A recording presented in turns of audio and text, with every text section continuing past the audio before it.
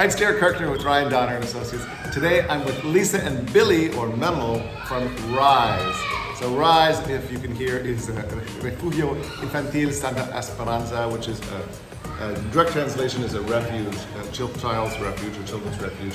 But this is, people ask if it's an orphanage or a shelter. Maybe fill us in and let us know what this is. Okay, so RISE is a children's shelter because I think the term orphanage has kind of gone out of play due to many reasons, not sure why, but it's a shelter where children are seeking shelter because they've been living in unfortunate situations and the government removes them from their home and brings them to us. The entity that does that is DIF in Mexico. So the children that you get here are from social services basically placing them here in this home? Absolutely. Okay. Mm-hmm.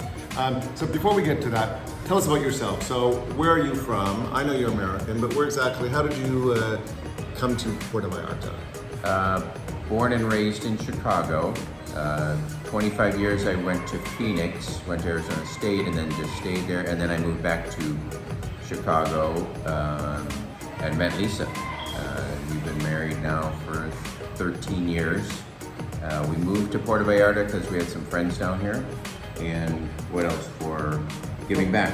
Yes. Well, we moved here because we were retiring, and we thought we had some friends here, and they're like, "You should try it down here. It's sunny every day, and you'll have a lot of fun." So we did that. But when we got here, we thought, "Oh, darn it! You know, we don't want to just spend all our time on the beach drinking." So we started volunteering here at RISE. Not that there's anything wrong with drinking the beach. Well, that's what a lot of people are looking for, volunteer opportunities and stuff. And this is one of them that people talk about. So that's interesting. You started volunteering here, and then that developed into what you do now. So tell us what your roles encompass. And I know it's a lot. So we are both on the board of directors. Lisa is the treasurer, and then we're also in charge of volunteers. We're in charge of fundraising, in charge of the kitchen, and in charge of maintenance. And then we're really just here to support the director and assistant director in running the place, but we are just really kind of full-time volunteers. I mean, you're the face really now, and people think you might own it or think you bought it or run it and stuff like that, but you just devote so much of your time here. That's true. And that was because of COVID? Is that kind of how you took over or became heavily involved? Well, for the most part, we came and we were teaching English to the preschoolers, and one thing happened after another. COVID came. The original founders, who were nuns and a priest, they moved on. One of them passed away, and the other nun could not stay here any longer. So we happened to be living here full time, and we said, "Hey, we'll jump in," because COVID was going on at the same time, and there weren't a lot of people to help. And the bottom line was there were still children here that needed help. And so we came pretty much on a regular basis, daily, to help the kids, and we've been here ever since. Well, and a lot of people give you credit for these wonderful changes that are here. So the nuns aren't here, so it's less kind of church focused, and it's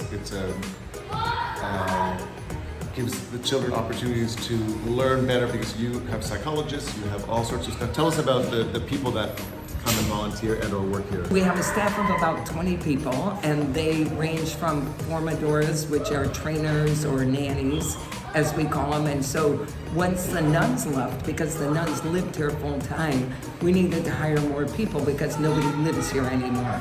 So we need staff that is here during the night with the babies, with the boys, with the girls.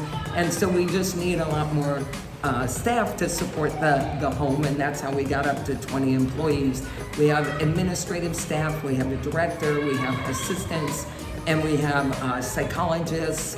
We have, as I mentioned, the nannies, and then the folks that clean and maintain the house, and a driver. And if you're looking to volunteer or have volunteer opportunities, I'll post the website up here and you can look and contact them.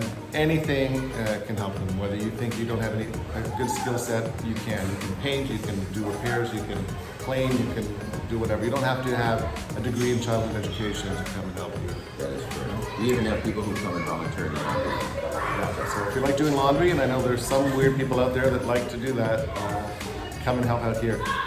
Now, what do you do on your downtime? I know you don't have a lot of it, but...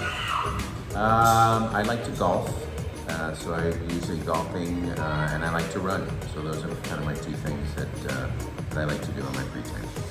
And I like to spend time with my family and friends. I go back to the States on occasion to visit my family, and then I come around here. I like to hang out with my friends.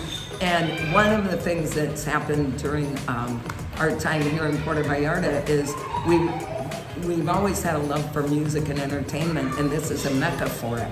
And so we launched a fundraiser called So You Think You Can Rise, and that has become kind of, it's not really work for us because we love what we do there. We get to go see entertainment and Encanto and recruit talent for the show, and then that's become a really fun success story for us with our talent show and fundraiser.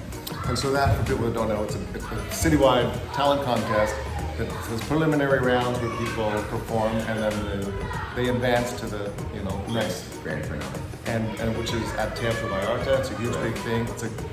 You raise money every week, and it happens at different locations, the auditions and the first rounds and stuff. And that happens usually beginning of the year, January, kind of into early March. We usually do the auditions at Colectivo Waco and Encanto, and then the preliminary rounds are at the Palm Theater, and then the grand finale is at Teatro Vallarta. Great. So it's a great way to support is just buying a ticket and going to see these people perform, because even though only one person advances, or sometimes two, they're all fantastic, talented people.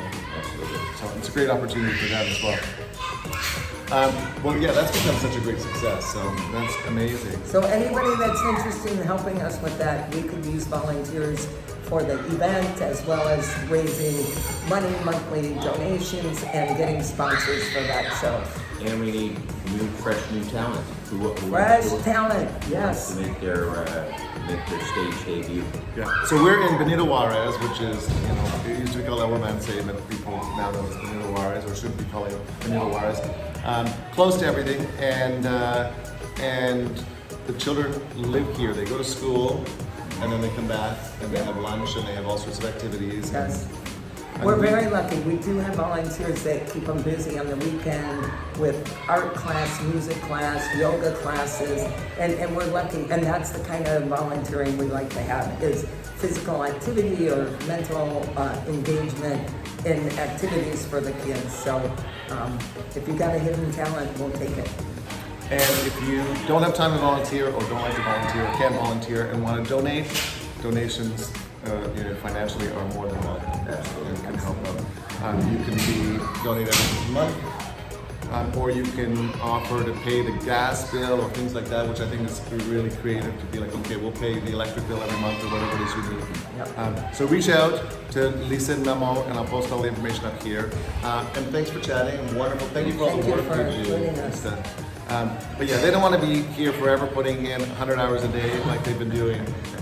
So help them out. Let's get this back on its feet, and so it can be around for another 21 years. That's right. Absolutely. Thank you, Derek. Gracias. Thank you.